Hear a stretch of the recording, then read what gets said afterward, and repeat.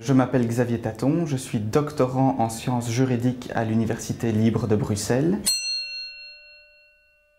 Peut-être dans la mesure où le droit, c'est une matière qui est très liée avec la communication, parce que le droit, c'est l'ensemble des règles qui permettent d'organiser la vie en société. Donc, ce sur quoi on travaille est destiné par nature à être communiqué aux autres.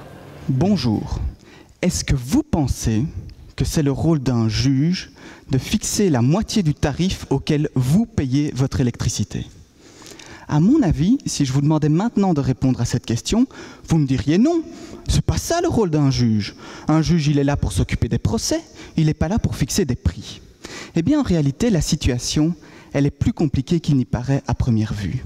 Parce que ces secteurs qui sont représentés au bas du slide devant vous, l'énergie, les télécommunications et les services financiers, ce sont des secteurs régulés. Ça veut dire qu'on a créé des autorités spécialisées qu'on appelle des autorités de régulation et dont vous trouvez les logos officiels à la droite du slide. Ces régulateurs peuvent prendre toute une série de décisions très importantes par rapport à ces secteurs et notamment des décisions en matière de tarifs. Mais les entreprises, elles ne sont pas nécessairement d'accord avec les décisions des régulateurs.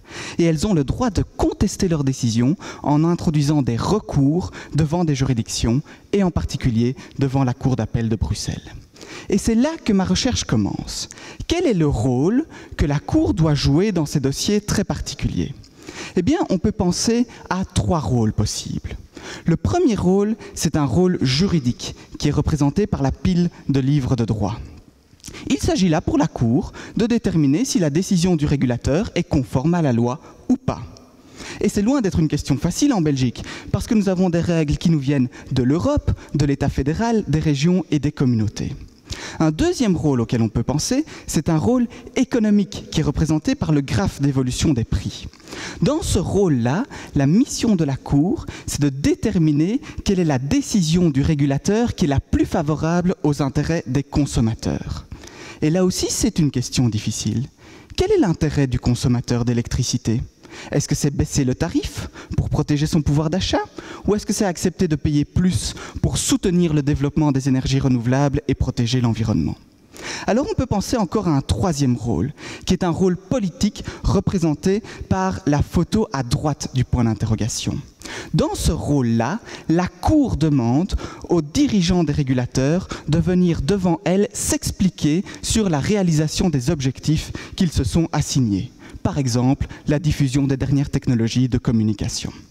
Alors ce que j'ai constaté dans ma recherche, c'est que le législateur, il voudrait bien que la Cour, elle exerce un rôle très large dans ces matières, mais qu'en réalité la Cour, elle se limite essentiellement au premier rôle, le rôle juridique.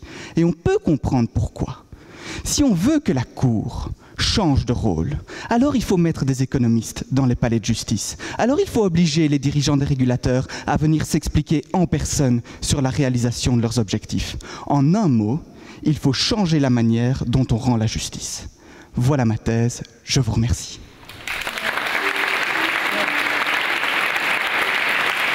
Je pense que ça s'est bien passé, en tout cas j'ai fait du mieux que j'ai pu. Je crois que ce qui a bien marché, c'est que le timing était assez juste. Maintenant, j'espère que le jury aura des commentaires sur ce que je dois améliorer.